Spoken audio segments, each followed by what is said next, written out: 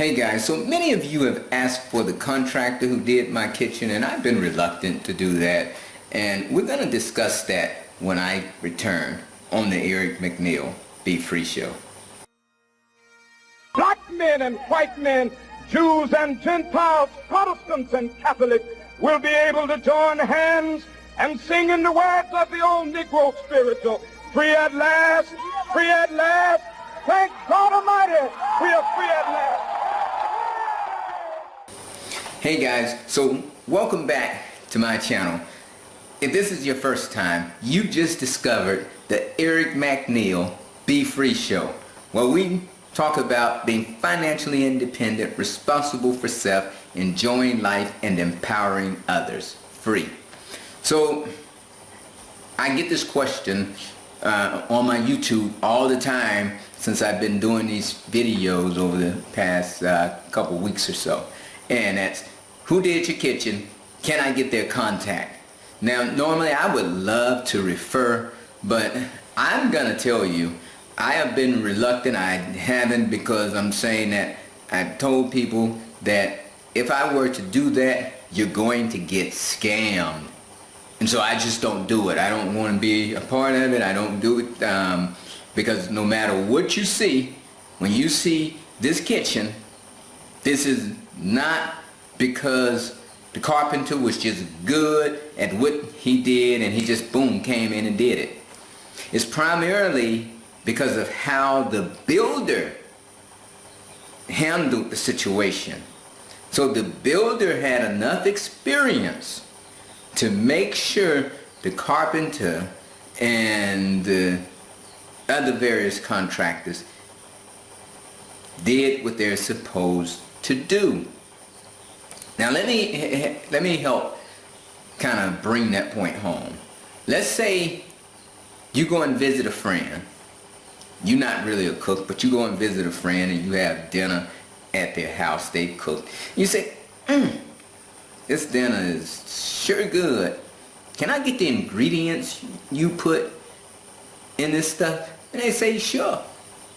I put some cayenne pepper, I put some ginger, I put some garlic, I put some tomatoes, I put, you know, and they just go down this list of ingredients, and so you write it down, and then you go get them ingredients and you try it, and it comes out terrible. So now, what is the problem? The problem is that you're really not a cook. Or if you are a cook, maybe it's your first time, so you got tripped up. Now, it's probably okay because maybe you spent $5, $10 on it. So, okay, it's a good learning experience. But can you imagine spending $10,000 in your house for that learning experience? That's essentially what I would have done. Had I not had the builder to guide me, we would likely have been scammed in the process of getting these cabinets done. Because when you look throughout the house, you see that the woodwork is perhaps the most expensive piece in the house. And had we not handled that properly, I'd almost assure you that we would have been scammed. You see that? Now, I don't have any animosity toward the carpenter. I mean, the builder still communicates with him, and I guess, you know, he can use him because he knows how to manage the guy. But early on when we first negotiated and contracted, I knew early on that he was prone to scamming because I gave him some money. Now count, and you know, I had him to count the money in front of me. You know, it wasn't a whole lot of money where he would just disappear after I gave it to him, and that was one of the key things that the builder told me. You can't give him a whole lot of money where he can just disappear on you, because he will. And he's like, everybody has their limit here. You have to be careful.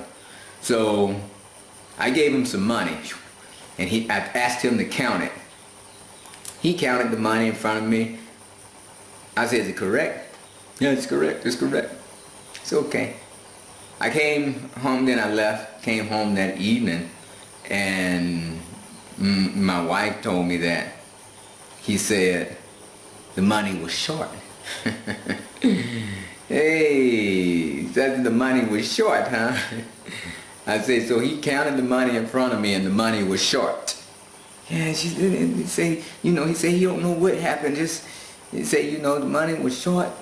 Like, I don't know, something like 80 cities or something like that.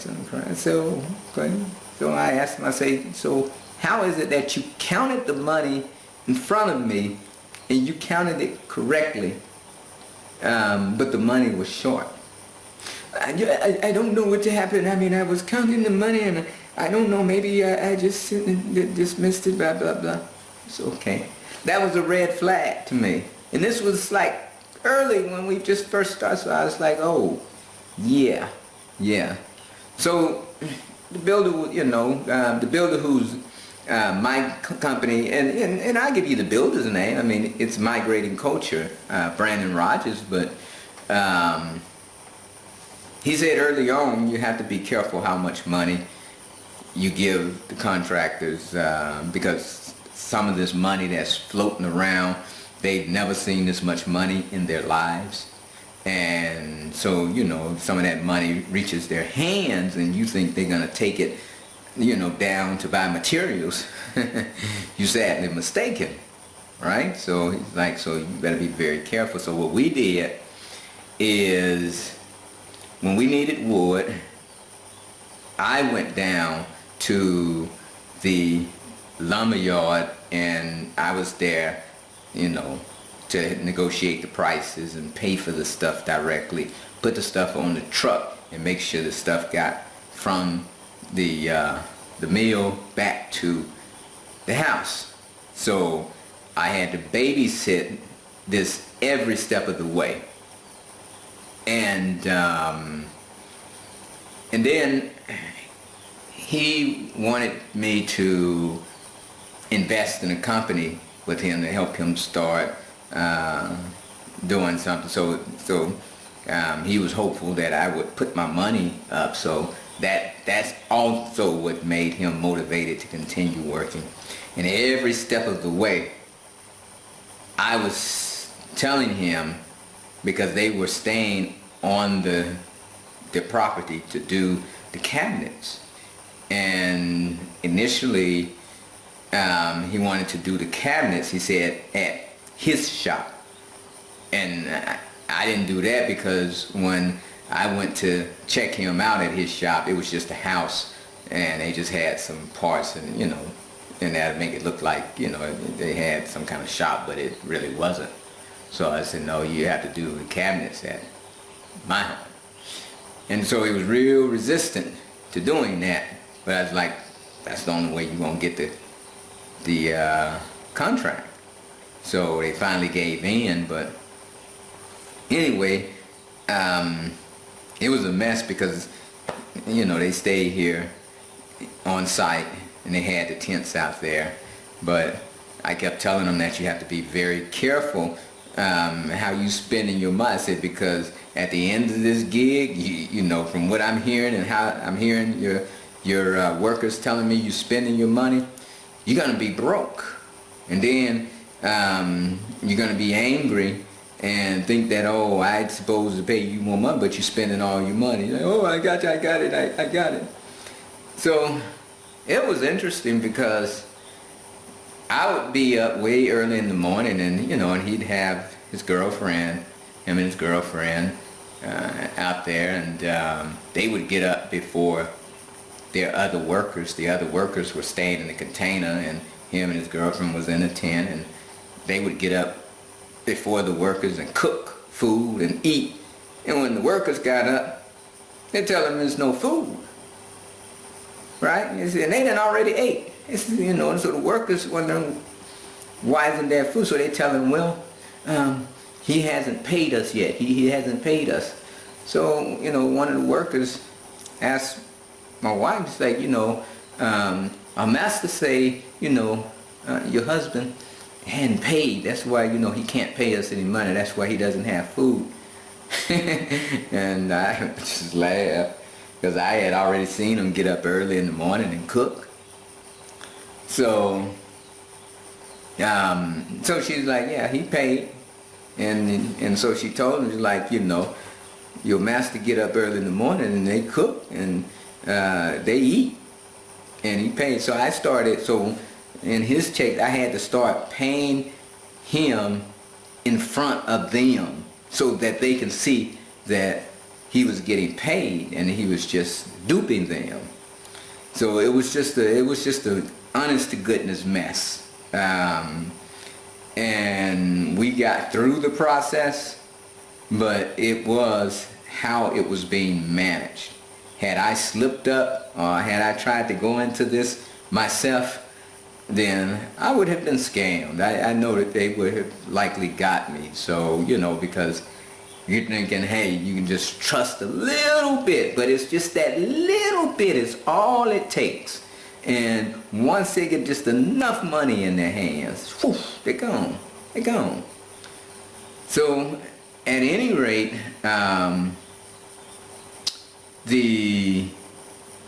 one of the workers actually told my wife after everything, you know, was done. He told my wife that this is the first time I seen my master complete a job. It's like he usually doesn't complete the jobs. He just, you know, he starts them, but he doesn't complete them. He's like, but your husband managed it so well that he got his job completed. I was like, wow, that's deep. That's very deep. So we actually, toward the end of the project, I had him put some window screens up for me, and he was still asking me to invest in his, you know, to invest in him and help him start a company. And I was like, you know, you put these window screens up, and I wanted to test him just to, because I, you know, throughout the whole process, I wanted him to understand that I knew what he was doing, that, you know, he wasn't honest. And I kept telling him that if you want to grow, if you want to keep good people around you, because I think maybe 2 of his people left during this period. They got tired of the BS. So I told him, I said, you know, my friend, if you want to grow and keep good people around you, then you have to treat those people right.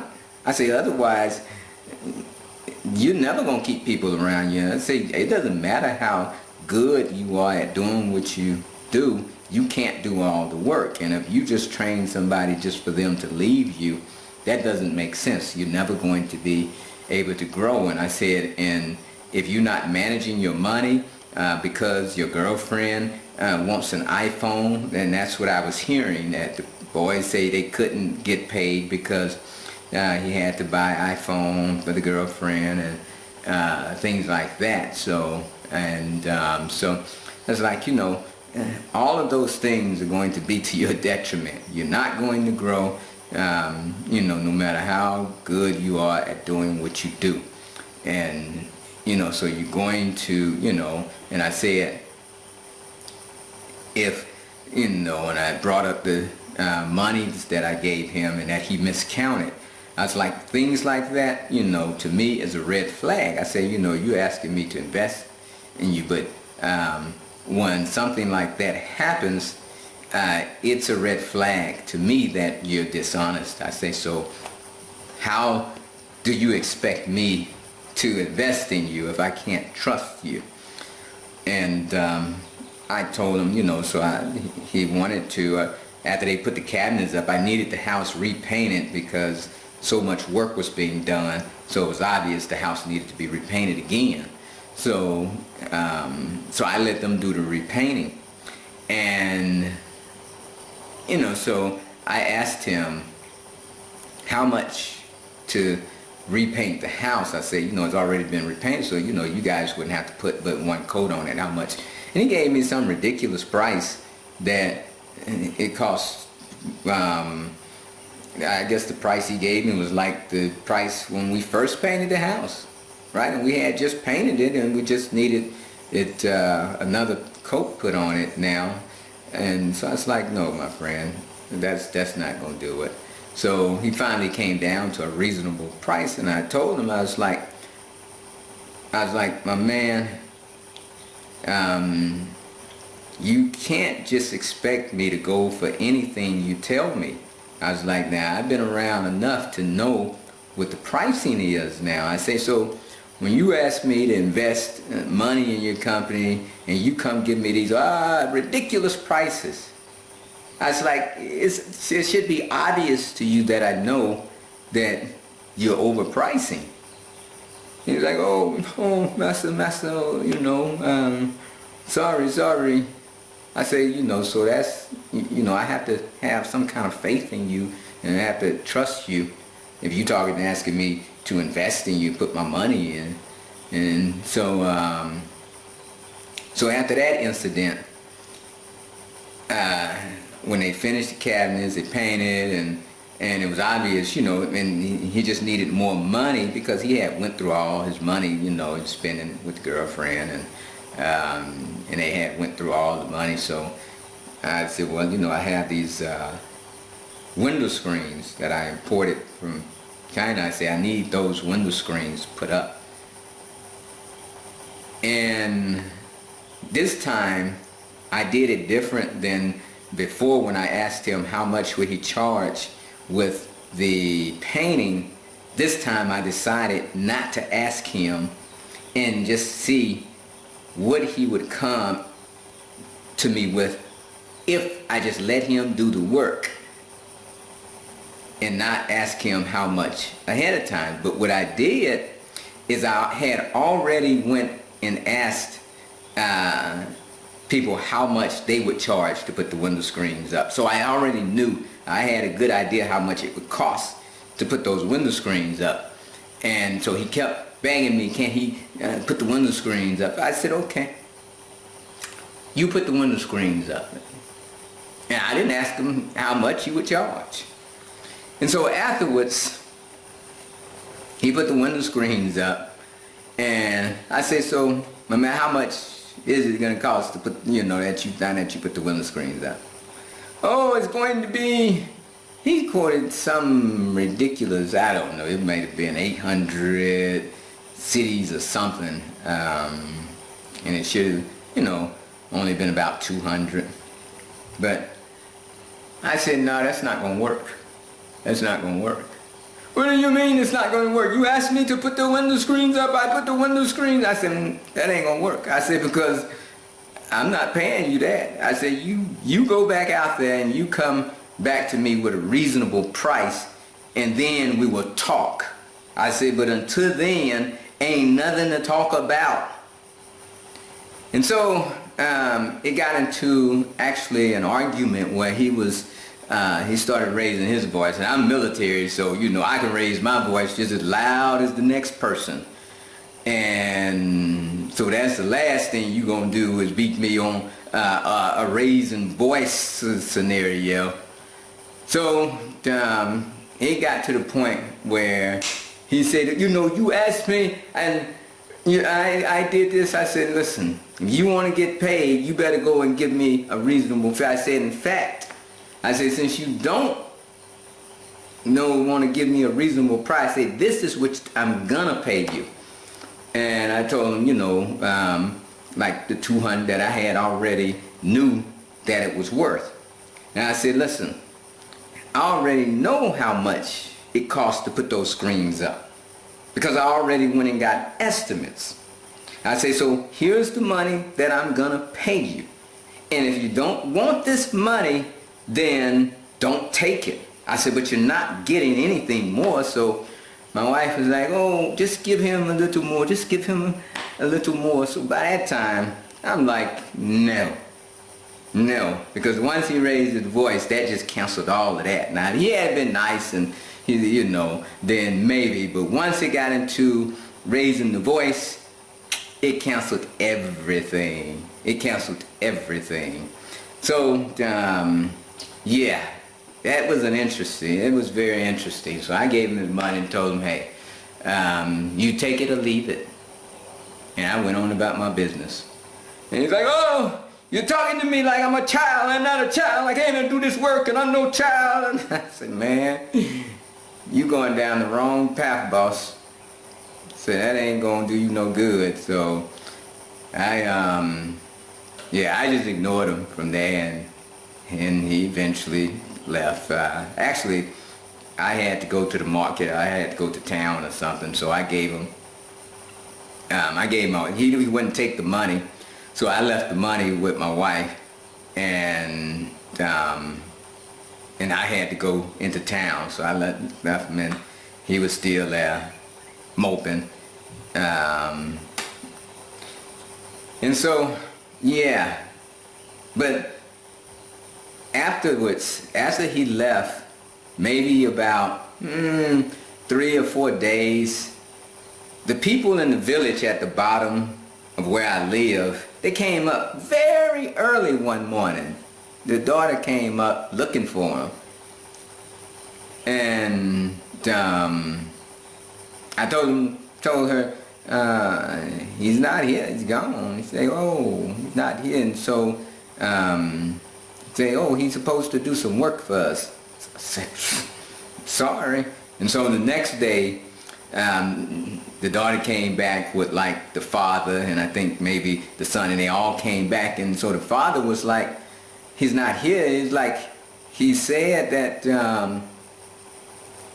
he was working with you.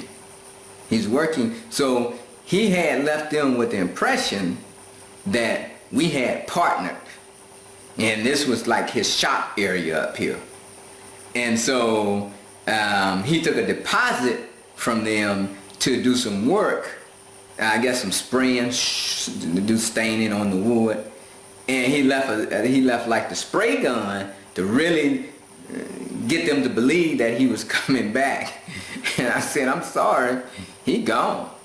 Like, oh, but he took money from us and he said he was coming back and he said he worked for you. I said, I'm sorry, sir. Huh, but how are we gonna do it? Can you help us?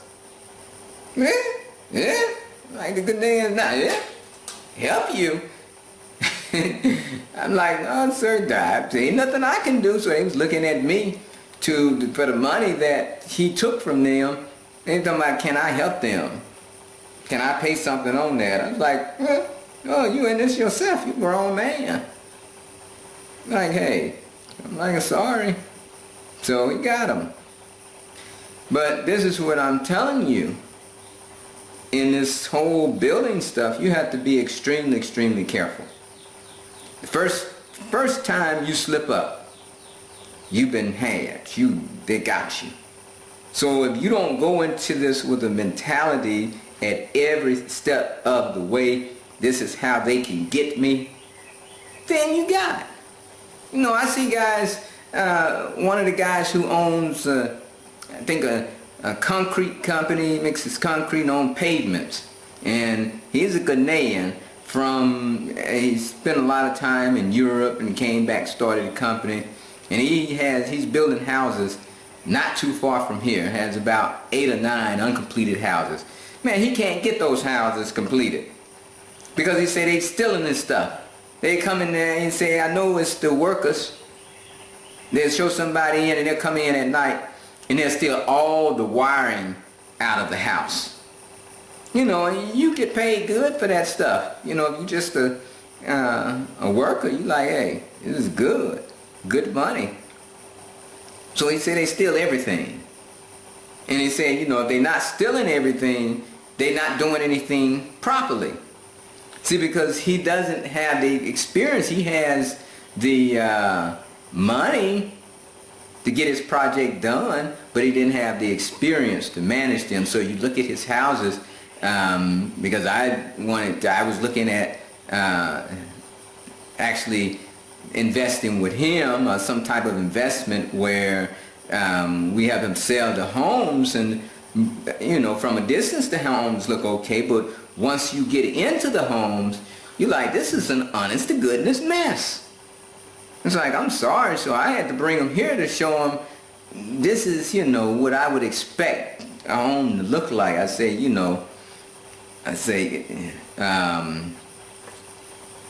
the homes that you're building, you're going to have a hard time selling those homes, for the prices that you're quoting. They're just, you're going to need a lot of work, and he has to keep on removing stuff and putting it back because it's not right. He tells somebody, okay, do this, and they don't do it right, so now he has to break it out and redo it. And so he's just spending money, so he's just going through money, and my heart goes out to him, because it's probably going to be now to 3 years later, he's not going to have those houses finished, or he's not going to make a profit on them. And this is why I say this thing is so precarious when you're building over here. And yeah, I have experience. I built a home in the U.S. and I'm gonna put a picture up right here, so you see that this is the home I built in the U.S. Now this home is probably I don't know 6 or 7 times larger than the house I built that I'm in now in Ghana. And this house in the U.S. was easier to build than the house here in Ghana, right? House 6 or 7 times larger. It was an easier process because in the U.S. you know that you can just go to various places to get proper quotes. You can go to Lowe's or you can go to Home Depot and you get a quote on your cabinets or whatever, and that's what the price is going to be. Installed, everything. Everything's going to be working. And, they have companies, like when you go, hold on, hold on just a moment here. I'm going to come back and show you something. Alright guys, so this is what I want to show you. Alright, so the house I just showed you that I built in the U.S. Like when you purchase floor plans, if you purchase a professional set of floor plans in the U.S., then it's going to come with something like this, an estimator's material list. And it's going to have this as a spreadsheet as well as the actual hard copy, right? And so what this is basically, I don't know if it may be too dark in here to see this. I don't know if you can actually see it or not. But anyway, let's see if I can come into it and if it would focus. But it's going to give you everything that's required to put in that house, to build that house. So you can do accurate estimates. Now you can take this, there's companies who actually are professional building companies where you can take this, take the actual electronic copy, and they can populate this so that you'll know the true estimate of your house. Like here, this is just pages of every material that's going to go inside the building of your home. So you're not just shooting in the dark like when you come here. And this is the same thing. This is some more where you can get very detailed on exactly how everything is going to be done. All right, even down to the finishings of the home. That you can be very detailed. So you know exactly what you're getting yourself into, right? You don't have that that here, right? When people build, a lot of people build here, they just start stacking blocks on one another. They don't even have a floor plan. And that's part of the problem. They don't do the design work up front. This is what an architecture is supposed to do and get you before you even start building. And so many people will skip this phase in an attempt to save money, and the project becomes a mess because they had no plan up front.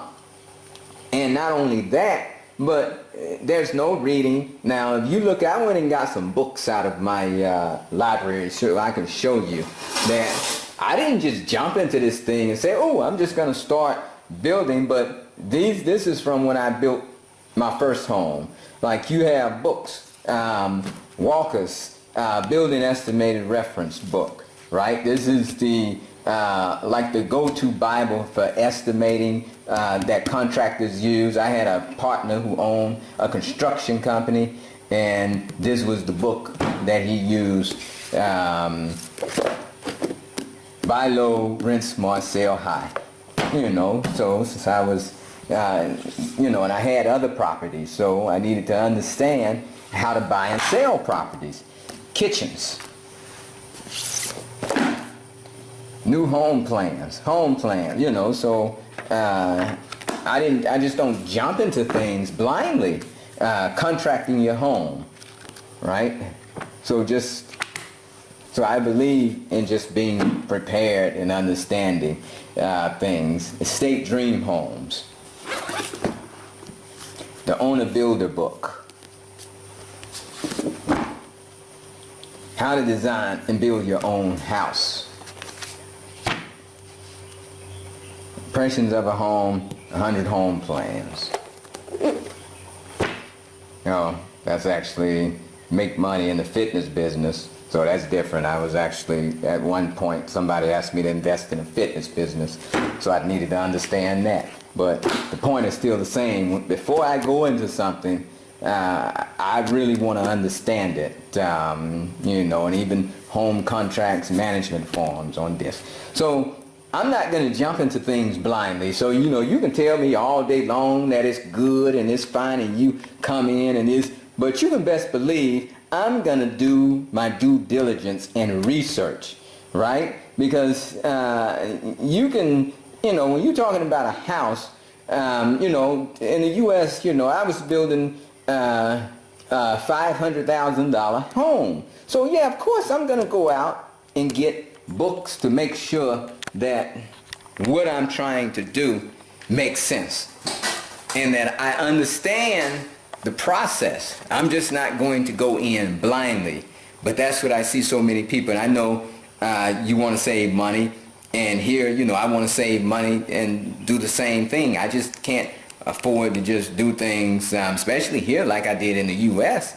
But I have the knowledge now that most people aren't coming to the table with. And like I say, if I have this much knowledge from my building experience in the U.S. and can come over here and get tripped up, you think about you coming over here with no previous building knowledge, and you decide to put your however $100,000, $50,000, however much you budget for your house, you decide to put it on the table online and try to get your own house built. It's a formula for failure. You're about to get scammed. So I encourage you to not be so anxious to just, hey, I'm going to go, you know, get me this contractor so I can go give him my money. Right? Because you call me, I'm like, hey, you know, so I say be very, very careful. Be very careful. Anyway, guys, that's all I have for you today. Hope you enjoy this show. Hopefully you can find something useful to help you to save some money here and not get taken. But my name is Eric McNeil, and this has been another episode of the Eric McNeil Be Free Show. If you haven't already done so, go ahead, hit that subscribe button, like, comment, share. You know the routine. I'm also on Facebook at facebook.com. Eric McNeil is free. And as always, hoorah, ahuru. Now be free.